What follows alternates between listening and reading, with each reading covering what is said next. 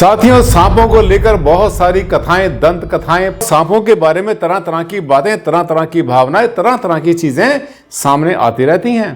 आपने सुना है कि जो पुराने खजाने मिला करते थे उनके ऊपर भी नाग देवता बैठे होते थे। तो सांप की सच्चाई क्या? साइट पर निकल आए तब क्या हो, सपने में दिखाई दे सांप तब क्या हो। साथियों, आज इन सब के ऊपर से पर्दा हटाएंगे। ये वीडियो आपको सांपों के बारे में जो भी आपने सोचा है, जो भी वहम आपके मन में है, अंधविश्वास हैं, उसको काफी हद तक दूर करने का प्रयास करेगा। जानना चाहेंगे है इंटरेस्ट इसमें? यस, तो चलिए इस पर आखिर तक मैं आपको बताऊंगा डिटेल में। डॉक्टर आनंद भारद्वाज, वास्तुशास्त्र के एनसाइक्लोपीडिया। नमस्कार साथियों, बहुत बहुत स्वागत, बहुत बहुत हार्दिक अभिनंदन आप सबका आपके चैनल पर। आज हम बात कर रहे हैं सांपों के बारे में। आपने एक बात तो सुनी होगी, नाग नागनी का जोड़ा दबाया जाता है जब भी आप नया भवन बनाते हैं, और शेषनाग के सिर पर हमारी भूमि टिकी हुई है, ये भी आपने सुना होगा। भगवान शिव को जो है उनके गले में आपने देखा है कि नाग लिपटे होते हैं, ये भी आपने देखा होगा, सुना होगा। और बहुत बार आप भवन बना रहे हैं, शुरू किया, शुरू करते ही सांप निकल आया, एक निकला, दूसरा निकला। अब क्या होता है, दो तरह की बातें बिल्कुल समानांतर चलनी शुरू हो जाती हैं। एक कहते हैं अरे मकान बनना शुरू अभी हुआ आपका, और इसमें तो आपके जो है ये चल पड़े, इसमें तो सांप निकलने शुरू हो गए, अब तो ये अच्छा नहीं है। दूसरे कहते हैं नहीं, ये तो बहुत अच्छे होते हैं, तरह तरह की बातें। आइए करते हैं इस बात का फैसला। ये देखिए, बनते हुए मकान में सांप निकल आना, सपने में सांप दिखाई देना, व सांप की पूजा की, इन सबकी वास्तु व्याख्या, इस पर बात करेंगे। मकान बन रहा है, मान लिया, वहां पे अगर सांप निकल आता है तब क्या होता है। देखिए, सबसे पहले ये हमारे पास क्वेश्चन आया, सर मैं कर्नाटक के सिटी तुमकुर से बोल रहा हूं, हमारे खेत में फैक्ट्री बन रही है। शायद ये ईमेल आया था मेरे पास या फोन आया होगा। इधर सांप बहुत होते हैं, अभी हमारा काम शुरू हुआ है तो एक सांप निकल आया था, उसको भगा दिया। अब ऐसे सांप निकलते रहेंगे तो हमें क्या करना है। ये है राजन राव, कर्नाटक तुमकुर से बोलते हैं। देखिए, सांप निकलते हैं, निकलते रहेंगे। आपने उनको सबसे पहली बात मान के चलिए, आपने सांपों को नहीं मारना, सांपों को नहीं मारना है, वो अपने आप चले जाते हैं। जहां के रहते हैं, देवता हैं, भूमि का राजा है ये जहां रहते हैं वहीं चले जाएंगे अपने आप। आपने तो कुछ नहीं करना, सांपों को मारना भी नहीं चाहिए, पाप होता है। और वैसे भी आपको बताएं, ये जो वन्य जीव को जो है, इनका जो संरक्षण है, उस दृष्टि से, कानून की दृष्टि से भी सांप को मारना एक अच्छा नहीं होता, ये भी इलीगल होता है। हाँ, संस्थाएं हैं जो कि इनको ले जाती हैं, जंगल में छोड़ देती हैं, आप उनको कॉन्टेक्ट कर सकते हैं। तो क्या है, ये जो सांप निकल रहे हैं इसमें कुछ बुराई नहीं है, नेचुरल है ये सब कुछ, इसमें कुछ अशुभ या शुभ होने वाला नहीं है।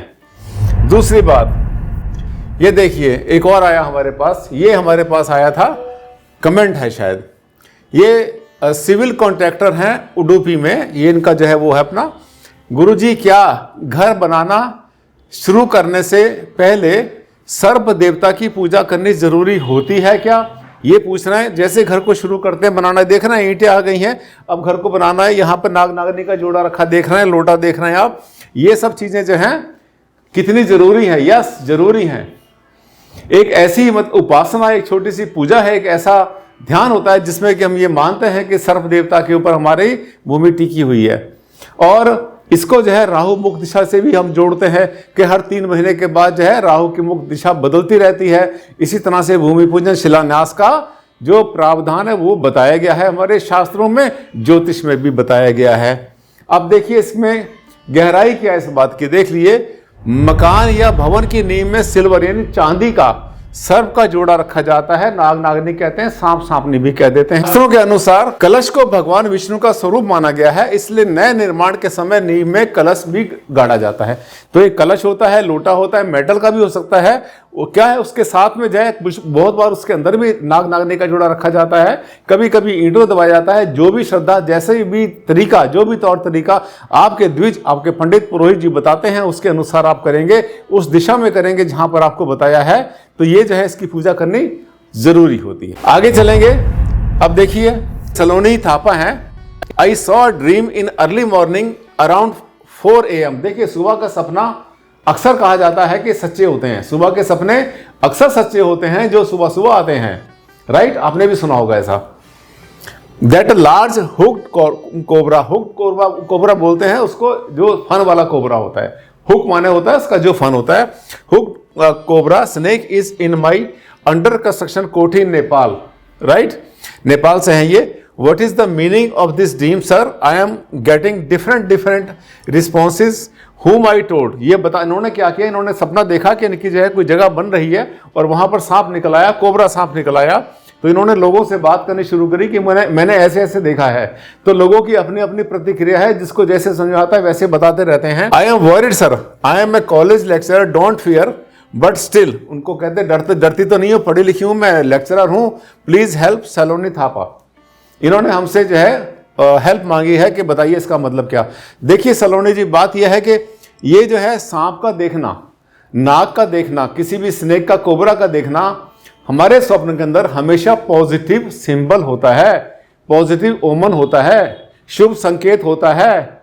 अब देखिए, मुझे ऐसा लग रहा है कि हो सकता है कि अब आप तैयारी कर लें।